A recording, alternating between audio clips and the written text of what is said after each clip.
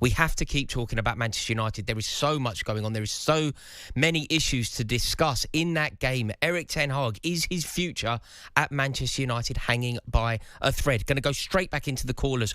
Olly, the Manchester United fan. Olly, you're on talkSPORT. Hi, sir. Good evening. You okay? Yes, very well. How are you? I mean, after that result, after that performance, it's Manchester United for you. Story of the season.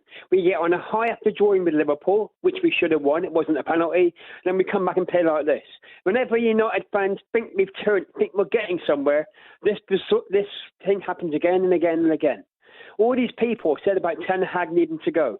The football might not be brilliant, but stop looking at the manager all the time and look at the players. Today, they were defending like statues. What was going on? I'm sorry. Rashford, yet again, doesn't do anything. Casemiro, I'm sorry. There's just so many issues with the team, the club as a whole. It's not all down to Ten Hag, but...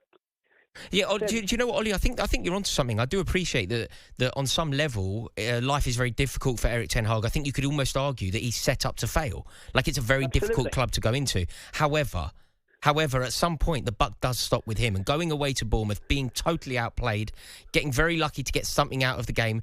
Dominic Solanke totally dictating the tempo of what goes on. Manchester United, their defence in utter disarray. Dalot all over the place. Cambuala all over the place. At some point, the tactics and the setup from the manager needs to come into the conversation, doesn't it?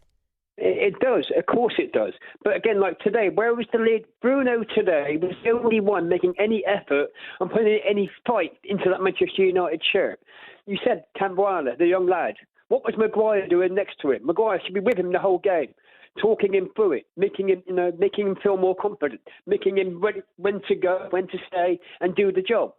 It's so frustrating being a Manchester United fan. So, do you know, with all this in mind, Olly, are you suggesting that what should happen is Manchester United should persevere with Erik ten Hag because he isn't the major issue at the club?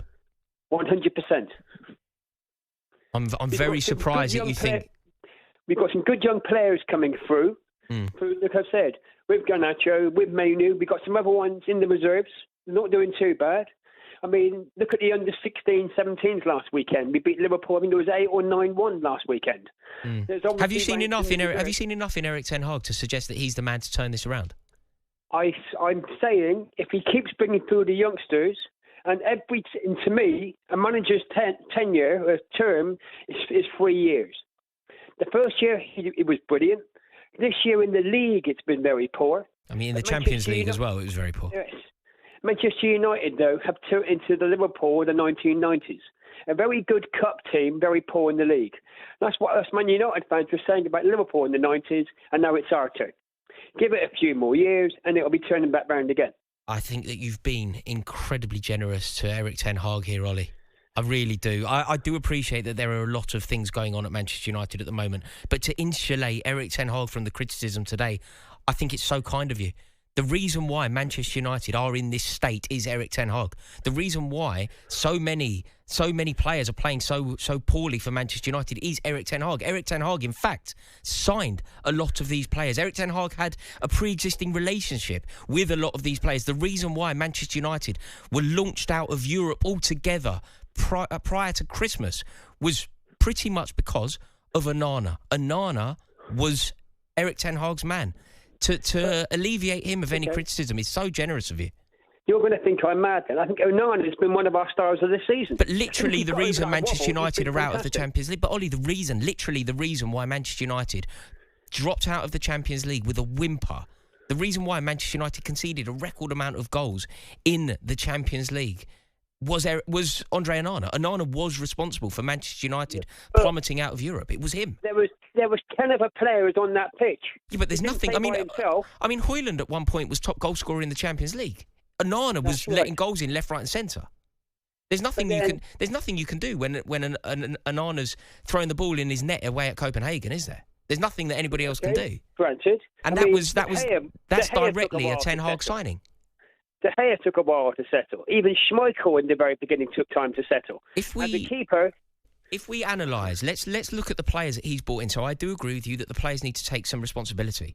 But if you look broadly at the players that have been signed by Erik ten Hag, virtually to a man, He has a pre-existing relationship with them. And virtually to a man, none of them have performed. I think you could argue that Anthony is the worst signing Manchester United have ever made. Ever. I think it's comparable to the very worst. Springs to mind. William Fournier springs to mind.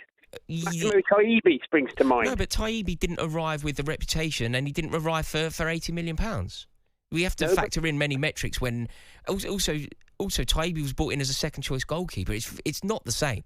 Like, I think... He was brought in as second choice. Making your debut at Anfield in the 3-2 Manchester United win isn't being second choice, is it? Okay, I think you're a kinder man than me, Ollie. I think it's a very nice appraisal and a very generous one to Erik ten Hag, in my opinion. But that is the beauty of football. It's all about opinion. This is Rory Jennings in for Mark Goldbridge on talkSPORT. On AM, on DAB, via the talkSPORT app and on your smart speaker. talkSPORT.